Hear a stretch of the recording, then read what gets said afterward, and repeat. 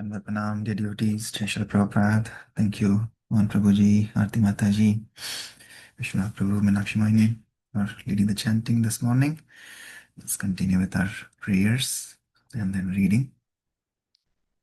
Vandeham Shri Guru Shri Yutapada Kamalam Shri Gurun Vaishnavamscha Shri Rupam Sagrajatam Sahagana Raghunathanvatam Tam Sajivam Sadvaitam Savadhutam Parijanasahitam Shri Krishna Chaitanya Devam Radha Krishna Padan Sagana Lalita Shri Vishakhanvitam Sha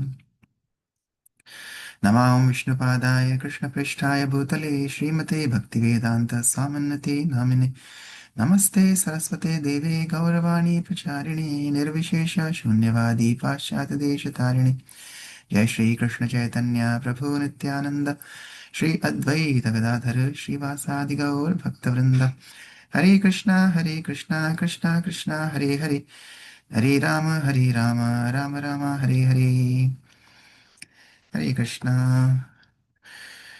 All right, happy holidays. It is the week of Christmas.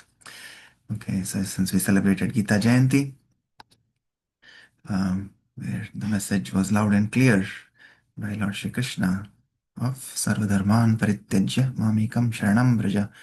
So the message of Sharanagati, which is that surrender unto me, abandon all the varieties of religion, and do not fear, I will take you back home, back to Godhead. So Krishna is saying that.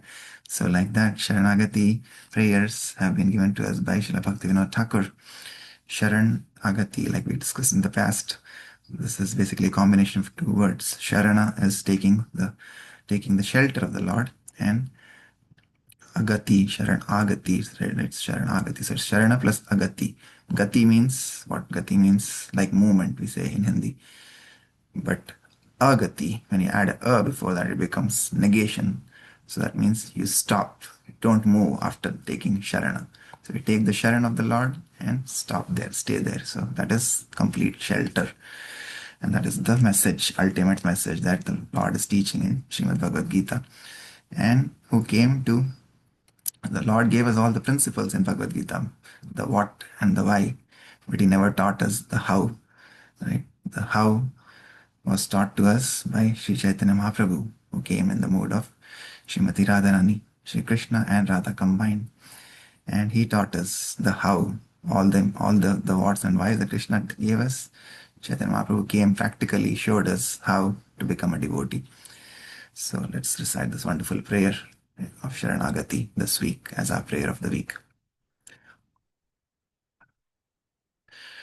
Shri Krishna Chaitanya Prabhu Jive Doya Kori Swaparshad Swiyadham Saha Avatari Atyanta Durlabha Prema Kori Baridan Shikaya Sharanagati Bhagatira Pran Dainya Atma Nivedana Goptritve Varana Avashya Rakshibe Krishna Vishwasa Palana Bhakti Anukula Matra Karyera Svikar Bhakti Pratikula Bhava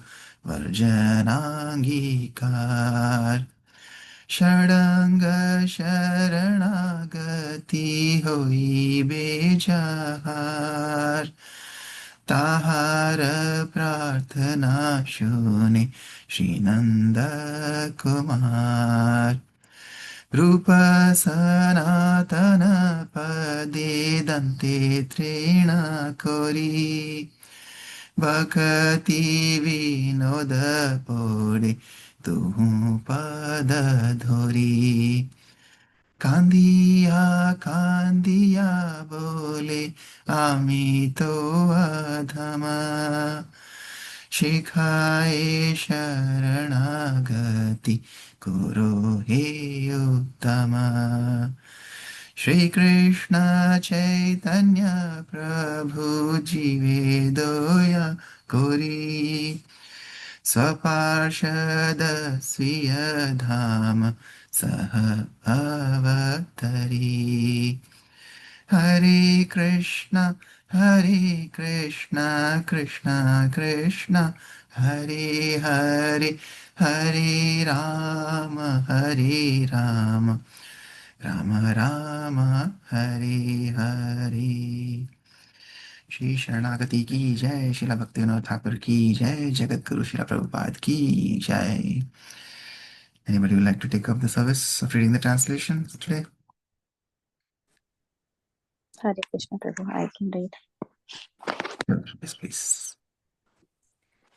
Out of compassion for the fallen souls, Sri Krishna Chaitanya came to this world with his personal associates and divine abode to teach Sharanagati, the goal of surrender. Surrender to the Almighty Godhead and to freely distribute ecstatic love of God, which is ordinarily very difficult to obtain. This Sharanagati is the very life of the true devotee.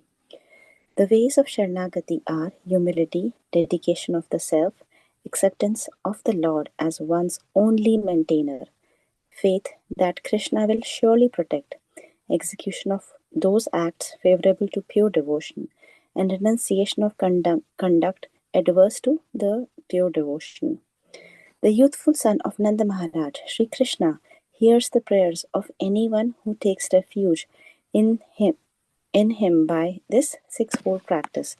Srila Bhaktivinoda says places a straws beneath his teeth, prostrates himself before the two Goswamis, Sri Rupa and Sri Sanatana, and claps their lotus feet with his hands.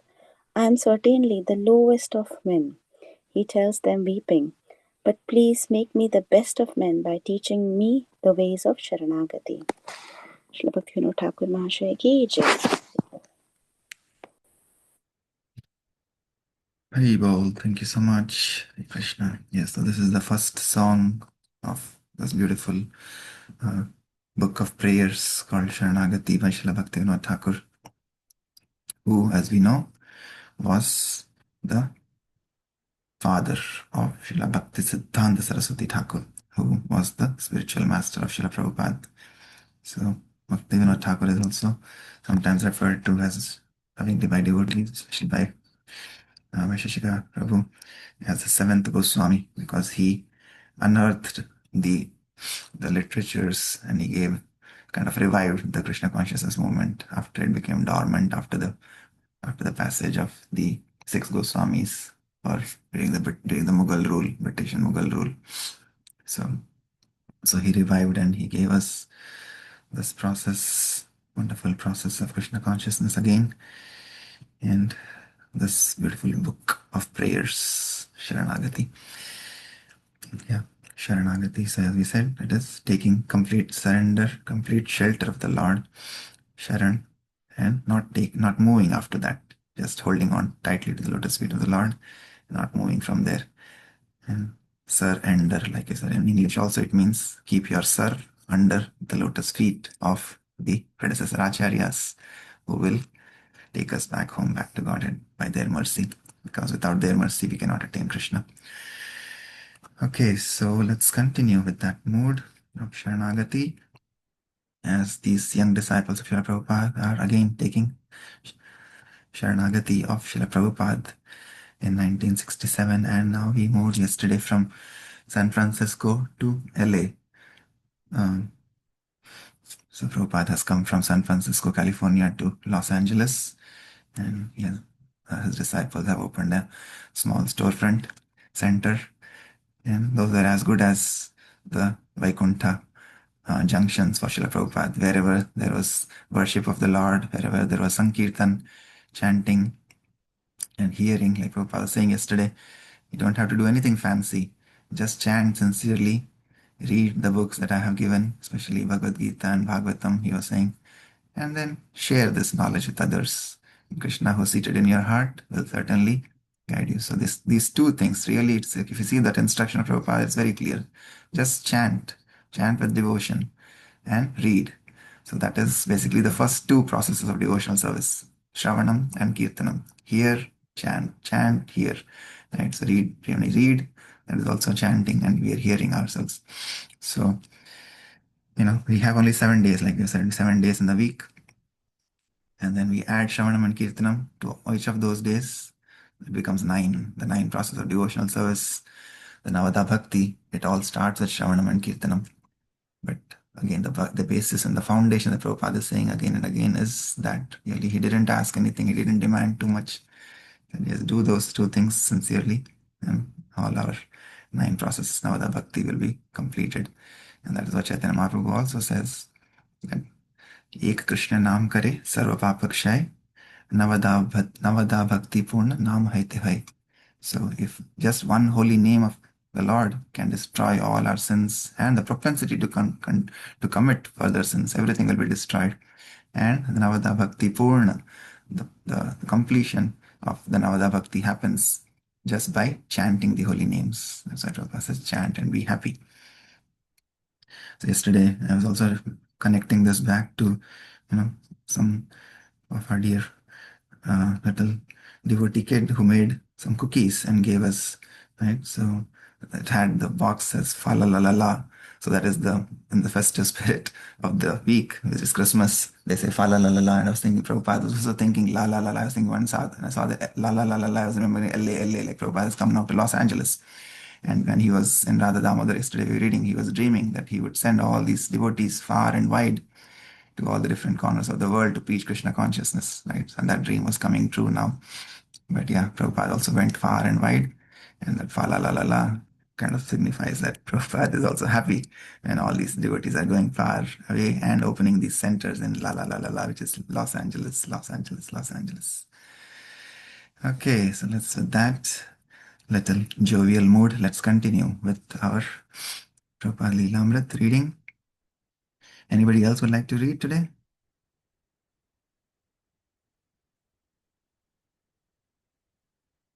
Then I'll continue. Okay, so we're reading here. It was only 4 days after Prabhupada's arrival. He had just risen from an afternoon's rest, walked, walked into the front room, and there was Subala. Prabhupada was surprised. Subala was supposed to be in Santa Fe. My wife has left me, Subala burst out, and a sad tale followed. Subala told how he had left his wife, Krishna Devi Dasi, alone at the Santa Fe temple for a few days and gone to New York to visit his parents. Meanwhile, Krishna Devi had run away with a boy who had been visiting the temple, and she had decided to stay with him and give up her husband. Don't worry, Prabhupada told Subala. Everything will be all right. I will write a letter to Krishna Devi and tell her to come back to you. You can go back to Santa Fe tomorrow, and everything will be all right. Subala left the next morning for Santa Fe, and Prabhupada, although calm in Subala's presence, began to show deep disturbance over the sordid affair. Krishna Devi was his disciple, and he had performed the sacred marriage ceremony for her and Subala. He had asked them to be an ideal couple, cooperating together in Krishna consciousness. Together, they had gone to start the center in New Mexico. Don't be discouraged, he told them. Even though no one may come to hear you, still you chant and hear. But now Krishna Devi had simply left the temple and her husband. When Subala arrived in Santa Fe, he found that Krishna Devi and her boyfriend Randy had left town. Meanwhile, in Los Angeles, Prabhupada received a letter from Krishna Devi. She said she wanted to stay in Krishna consciousness, but with her new boyfriend. This is all nonsense, Prabhupada exclaimed. I will simply go back to Vrindavan and sit and chant Hare Krishna. Why should I do this? Why should I deal with this quarrel between husband and wife? This is not the business of a sannyasi.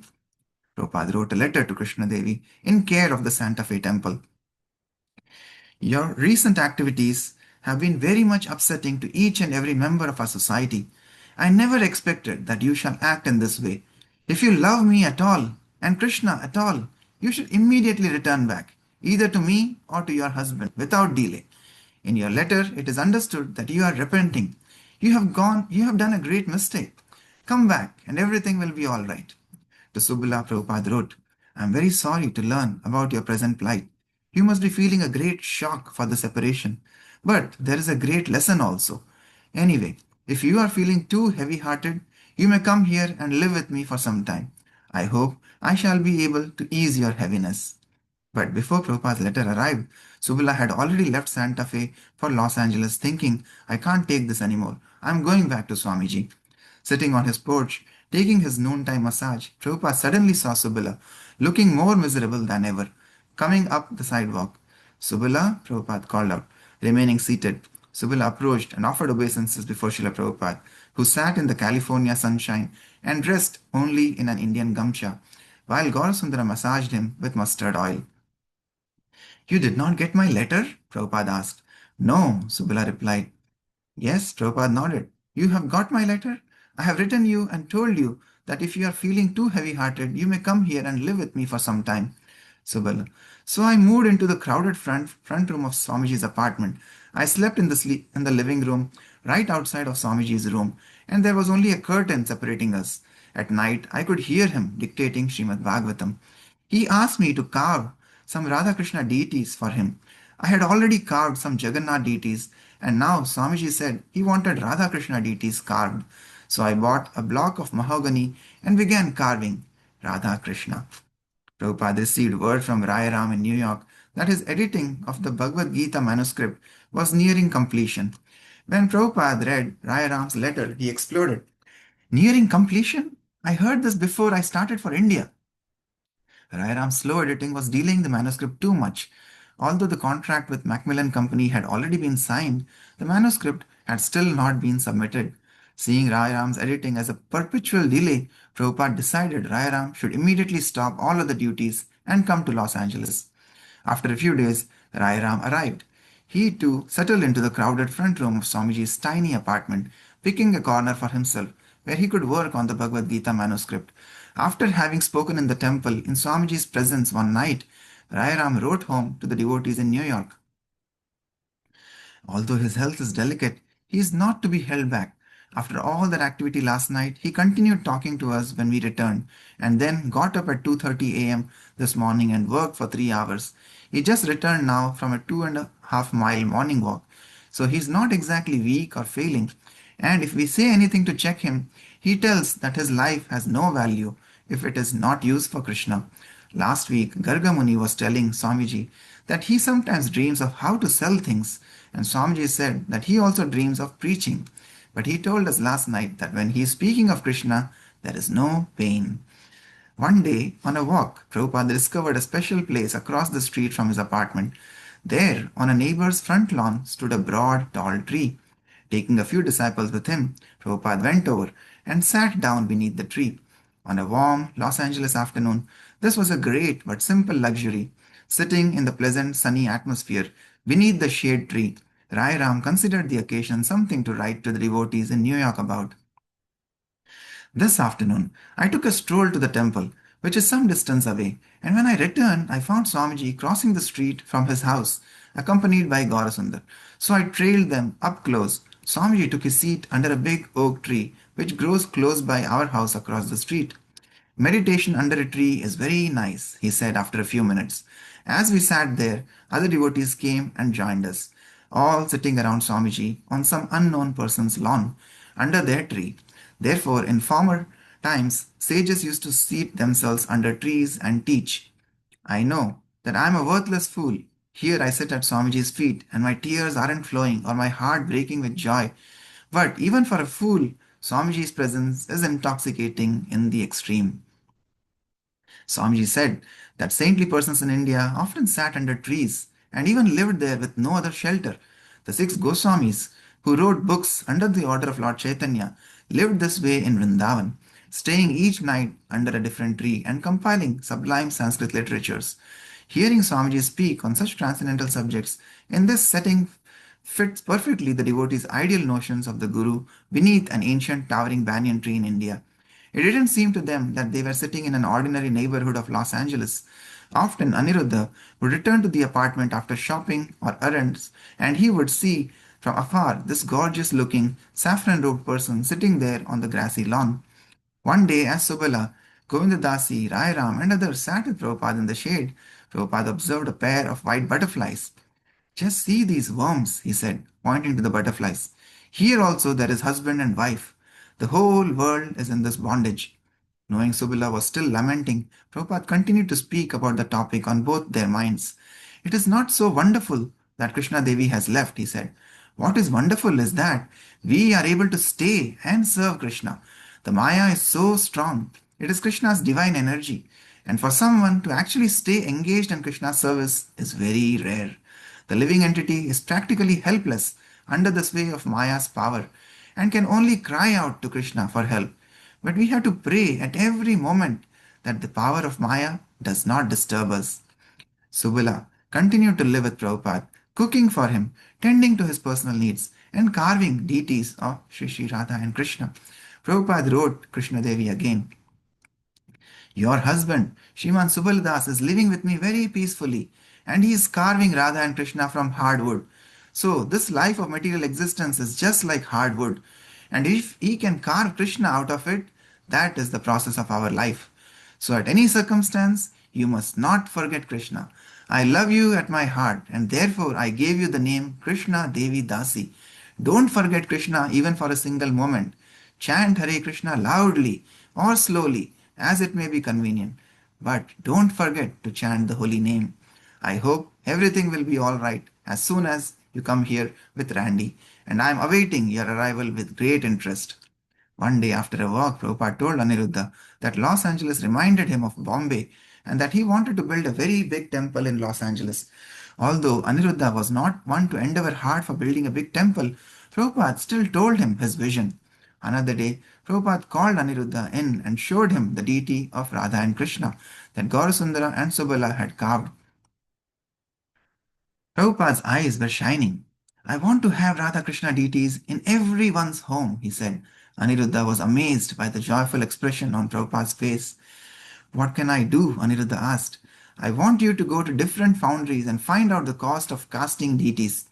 Aniruddha and Subala then phoned and visited various foundries in the Los Angeles area, returning with information. But their investigations were unbusinesslike and not well thought out. Knowing this, Prabhupada smiled and asked, So, what intelligent news do you have for me today? Aniruddha knew Prabhupada was criticizing him, but he could only giggle in return. He loved it. One morning, Aniruddha went to see Prabhupada with what he considered a frightening story. Before dawn, he had been out in the park collecting eucalyptus twigs for Prabhupada to use as toothbrushes. He had been standing on a park bench cutting the branch of a tree with his knife when a police car had suddenly pulled up and a policeman had rushed out of the car. What are you doing? The policeman demanded. Aniruddha explained that he was getting toothbrushes for his spiritual master. The policeman had said, Don't you know that these trees belong to the city? They belong to the people of California. He had said that Aniruddha could be arrested for carrying an open knife. When he had asked Aniruddha what was in the bag around his neck, Aniruddha had shown him his beads. The policeman had then asked if Aniruddha had come from a mental institution.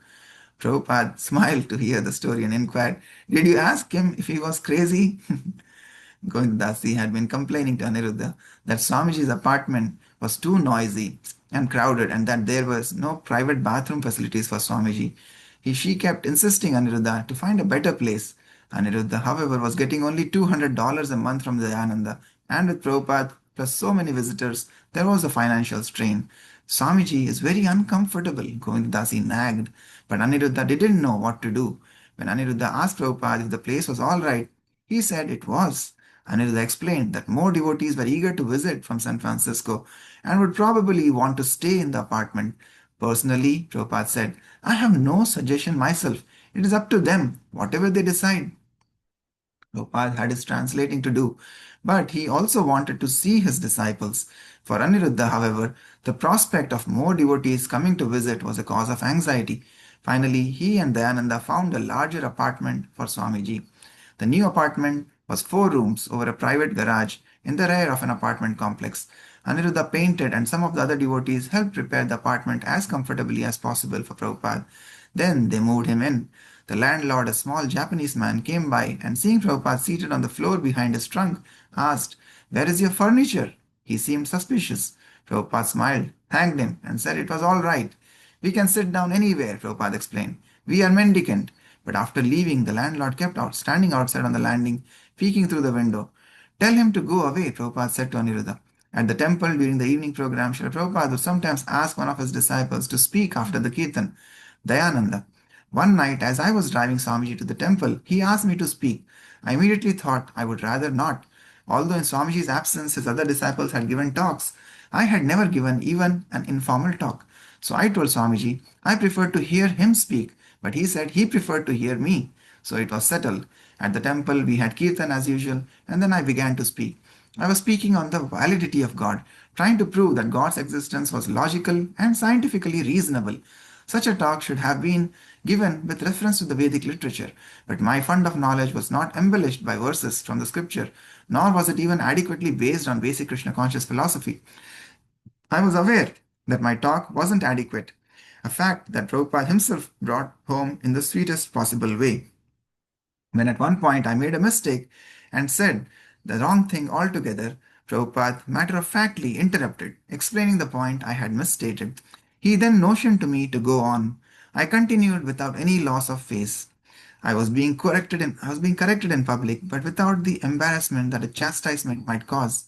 Swamiji's correction was always based on love and sincerity in relation to the goal rather than to the ego. Hare Krishna. Okay, let's pause here.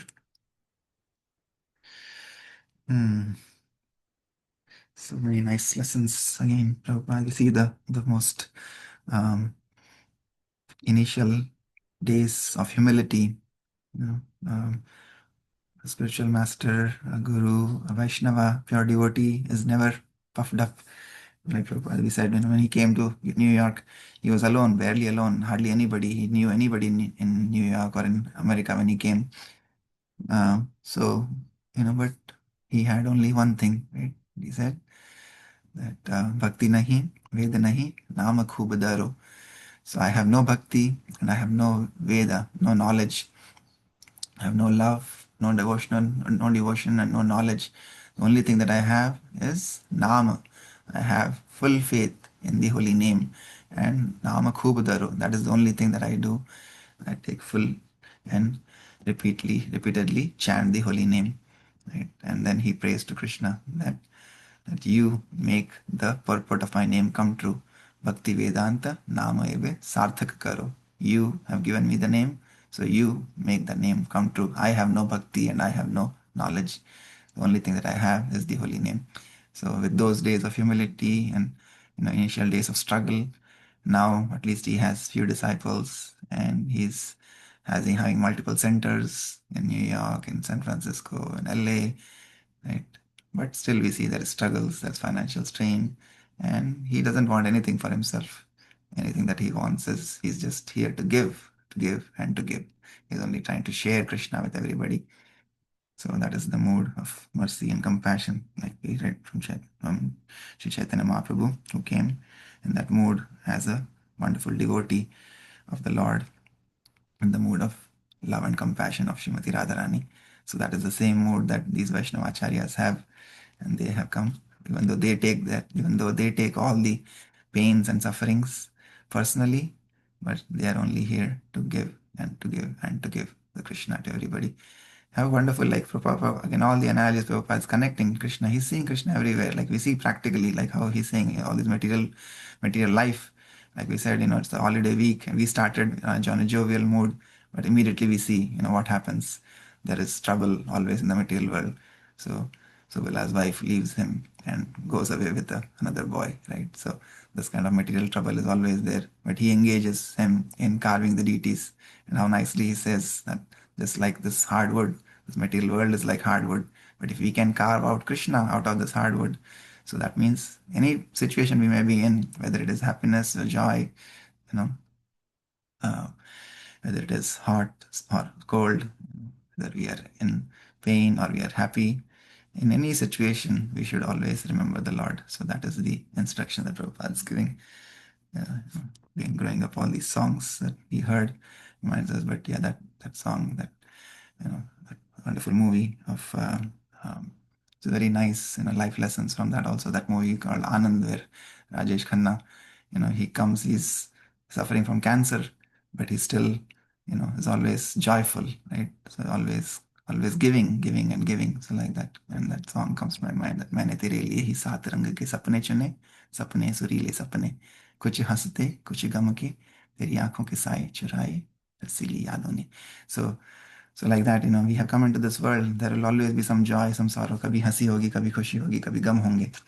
But in any situation, you have to remember the Lord. You have to take shelter of the Lord. Fully surrender, full Sharanagati.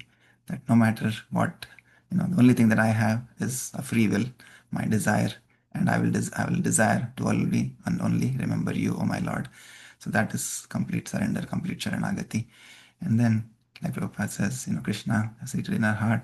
He's only looking at our effort. He's only looking at our sincerity that we are trying to pray out to him as a small child, cries out to its mother. So that mood of crying, that mood of calling out to our parent should be there, which is selfless. Like we have no power, nothing that I can do. Oh my Lord, so you are my whole and soul, and I'm fully surrendered to you. So you can do whatever you like. Like Prabhupada says, I'm like a doll. You make me dance, make me dance, make me dance, oh my Lord. If you have brought me here, make me dance as you like. So like that. So that is the mood of a pure Vaishnava. Hare Krishna. Okay, let's take any other thoughts, reflections, comments.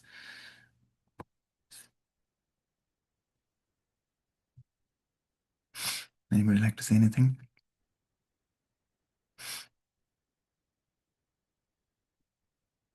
Meenu Mataji, you're very dear to Amitabh Bachchan. Hopefully you remember that Hare movie. Krishna Prabhuji, that was there's a dialogue in Anand as well. Zindagi badi honi chahiye, lambi nahi. So that means make the most out of what you have rather than try to live a longer life. Put quality rather than quantity. So that's what my takeaway is from that Mm, movie, and also that we are all friends. We just haven't met yet. We're mm, all connected somehow. Connecting that with Krishna and the soul. We all come from the same place. So there should not be any hatred or any animosity amongst us. Uh, just learn to gel well. That's all I can say today. mm. Yeah, yeah. Yeah, there are life lessons from there, and like you said, yeah, and again, all of us, like you rightly said, that is the true identity. Like we were the other day when Adi Guru was presenting the Bhagavad Gita lessons before when we had the snowstorm, you know, like we have to the 8 lessons that Swami Bhagavan Keshav Maharaj has given. It was so nice, the 8 hours that we learned. Like we have to rediscover our identity.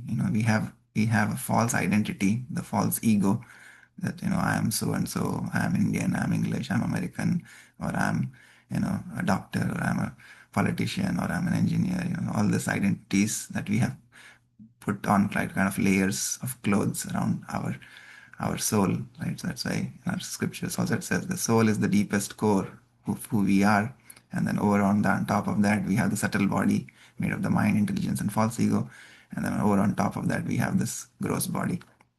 So these layers that we have put on, these are just temporary, false, fleeting. But the true identity is the spirit spark, the soul, which each one of us, Satchidananda.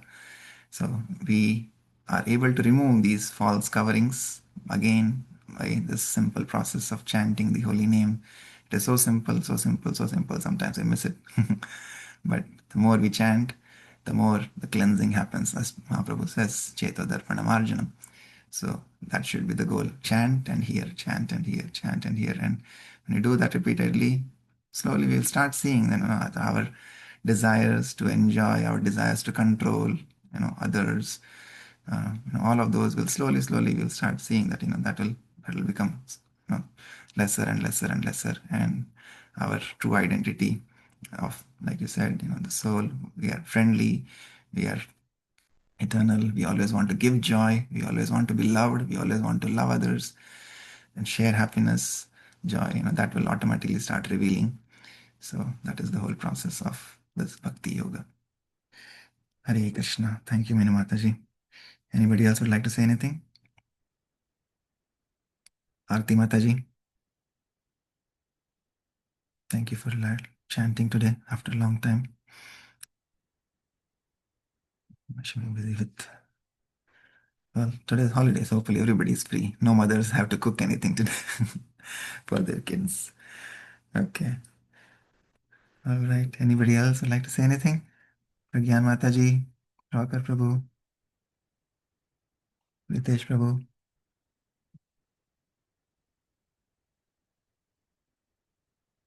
Okay. Nothing else, then we'll pause here. Thank you so much. Very kind association. वाञ्छकल्पतरुभ्यश्च कृपा सिन्धुभ्यैव च पतितानां पावनेभ्यो वैष्णवेभ्यो नमो नमः। अनंतकोटि वैष्णवृंद की जय। जगद्गुरु श्रील प्रभुपाद की जय। श्रील प्रभुपाद लीलामृत की जय। नीताय गौर प्रेमानंदे। हरि हरि बोल। हरे Thank you, Krishna. Prabhuji. Have a great day, everyone. Hare Krishna. Hare Krishna.